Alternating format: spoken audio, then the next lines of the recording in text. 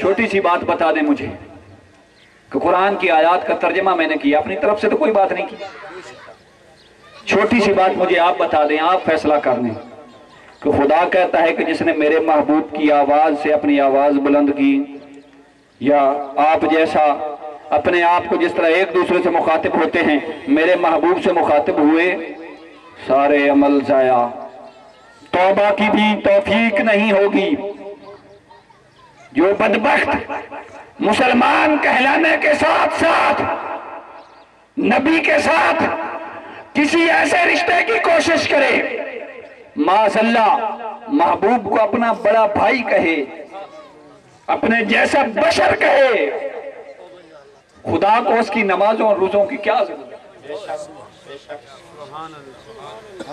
ہزار چلے کاٹ لے، ساری رات عبادت میں گزار دے، سارا دن روزوں کے ساتھ گزار دے، اگر اس کے محبوب کا گستاخ ہے، خدا کی عزت کی قسم یہ فرقہ وارانہ بات نہیں ہے، قرآن کی روح سے عرض کر رہا ہوں، خدا کو اس کی عبادت کی کوئی ضرورت نہیں، کوئی ضرورت نہیں، کوئی ضرورت نہیں۔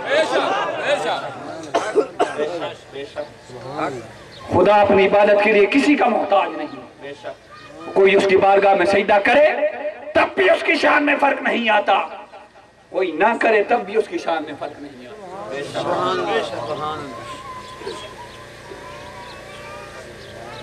تو میں اس کر رہا تھا کہ رب نے کائنات کا سارا نظام محبوب کی رضا پر چلایا ہے،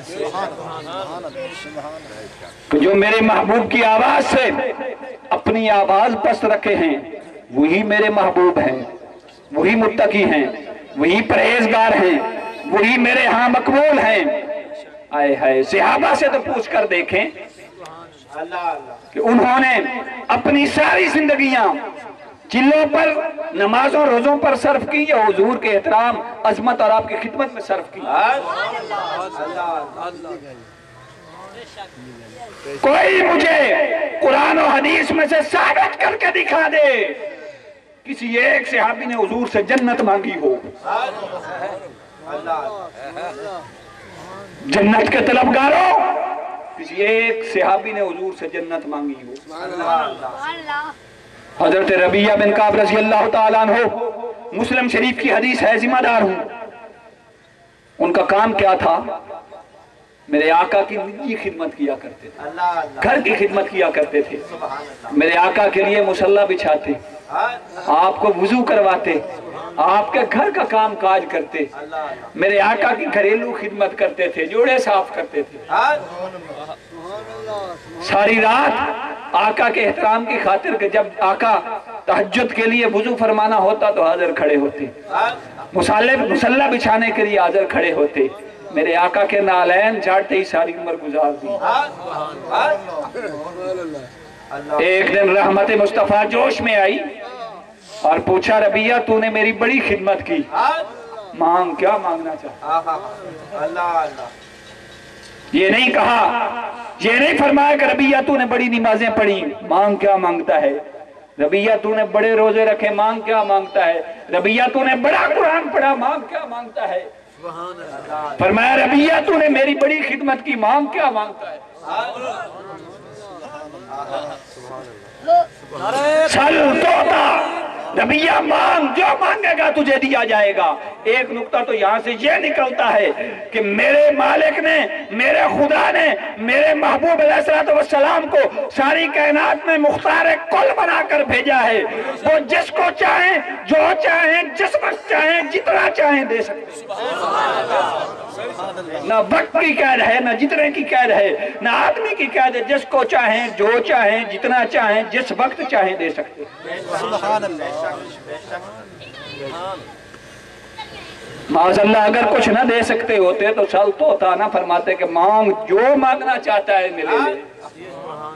پوچھا سل توتا، ربیعہ مانگ، کیا مانگنا چاہتا ہے؟ میری بڑی خدمت کی ہے تو نے۔ حضرت ربیعہ نے بھی پھر جنت نہیں مانگی، عرض کی یا رسول اللہ صلی اللہ علیہ وسلم ایک چیز مانگنا چاہتا ہوں۔ یا رسول اللہ اس دنیا میں جس طرح آپ کے نالین صاف کرتا تھا، جس طرح آپ کی اس دنیا میں خدمت کرنا چاہتا تھا، مجھے یہ مقام مل جائے کہ اس دنیا میں بھی آپ کا خدمتگار رہوں، اسی طرح خدمت کرتا رہوں۔ مسلم شریف کی حدیث ہے، کچھ نہیں مانگا، مانگی خدمت کر کے بھی خدمت مانگی۔ اس دنیا میں غلام ہوں تو اگلی دنیا میں بھی غلام ہی رکھنا۔ یا رسول اللہ، جس طرح اس دنیا میں آپ کی خدمت کرتا تھا، اسی طرح اگلے جہان میں بھی آپ کا غلام اور خادم رہوں۔ میرے آقا نے ارشاد فرمایا، ربیہ مل گئی غلامی، اسی طرح میرے ساتھ رہے گا۔ مانگ، اور کیا مانگنا چاہتا ہے؟ اب غیر ذالک، حدیث کے الفاظ ہیں، ربیہ کچھ اور مانگ لے۔ اب غیر ذالک، تو ربیہ، حضرت ربیہ نے کیا عرض کی؟ یا رسول اللہ صلی اللہ علیہ وسلم، نہیں، سب کچھ خدا سے مانگ لیا، تجھے مانگ کر اٹھتے نہیں میرے ہاتھ اس دعا کے بعد۔ یا رسول اللہ، جب آپ کی نسبت غلامی حاصل ہو گئی، کائنات و ما فیہا کی نعمتیں مل گئیں، تیری غلامی کے بعد کیا چاہیے؟ مجھے تیری غلامی کے سوا دنیا کی کسی شے کی طلب نہیں، مجھے دنیا میں سے کوئی صلہ نہیں چاہیے، نہ مجھے جنت چاہیے، نہ ہوئے چاہیے۔ جہاں جس طرح غلام ہوں، وہاں بھی اسی طرح غلام رہوں۔ یا رسول اللہ، میرے لیے یہی کافی۔ اور حدیث کے الفاظ ہیں، 3 بار حضور نے پوچھا ہوا غیر ذالک، اور 3 بار حضرت ربیہ نے عرض کیا، ہوا ذاک یا رسول اللہ، ہوا ذاک یا رسول اللہ، ہوا ذاک یا رسول اللہ۔ یا رسول اللہ، آپ کی غلامی کافی ہے، یا رسول اللہ آپ کی خدمت کافی ہے، یا رسول اللہ آپ کی نوکری کافی ہے۔ یار صحابہ کا تو عقیدہ دیکھو، مستدرک الحاکم میں حدیث ہے، حضرت سعید بن مسیب رضی اللہ تعالیٰ عنہ سے روایت ہے، آپ ارشاد فرماتے ہیں کہ جب حضرت عمر فاروق رضی اللہ تعالیٰ عنہ آپ مسند خلافت پر متمکن ہوئے، لوگ آپ سے بڑا ڈرتے تھے، لوگ سمجھتے تھے کہ بڑے سخت ہیں، شدت پسند ہیں، طبیعت میں سختی بڑی تھی، لوگ بیچارے بڑے ڈرتے تھے، سامنے آنے سے گھبراتے تھے۔ عمر فاروق رضی اللہ تعالیٰ عنہ جب مسند خلافت پر متمکن ہوئے، پہلا خطبہ ہے عمر فاروق کا مسند خلافت پر۔ کیا پہلا خطبہ ہے مسند خلافت پر، اور کیا ارشاد فرما رہے ہیں؟ لوگو، تم جو یہ تصور کرتے ہو کہ میں بڑا سخت ہوں، لوگوں کے ساتھ سختی سے پیش آتا ہوں، بھلا اس سختی کی وجہ کا بھی پتہ ہے؟ عمر حضور کا غلام ہونے سے پہلے تو اس طرح نہیں تھا۔ اور کیا ارشاد فرمایا؟ خطبے میں الفاظ نقل ہیں، کنت مع رسول اللہ صلی اللہ علیہ وسلم وکنت عبدہ وخادمہ، کہ میرا ساری زندگی کام کیا رہا؟ بندے نے دنیا میں کوئی بڑا کام کیا ہو، لوگوں کو وہ دکھاتا ہے، وہ بتاتا ہے۔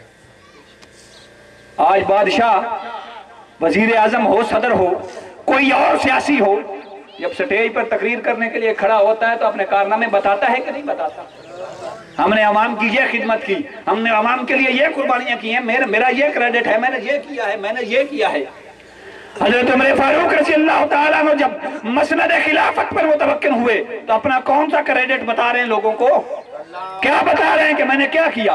کنت مع رسول اللہ صلی اللہ علیہ وسلم وکنت عبدہ وخادمہ، لوگوں میرا اور کوئی کریڈٹ نہیں، جب میں رسول خدا صلی اللہ علیہ وسلم کی بارگاہ میں حاضر ہوتا تو میں نے ساری زندگی حضور کی خدمت میں گزار دی۔ وکنت معہ عبدہ وخادمہ، اور حضور کی بارگاہ بے کس پناہ میں کس طرح رہا؟ میں حضور کا غلام اور خادم بن کے رہا، دنیا میں سب سے بڑا یہی کام کیا۔ نعرہ تکبیر، نعرہ رسالت۔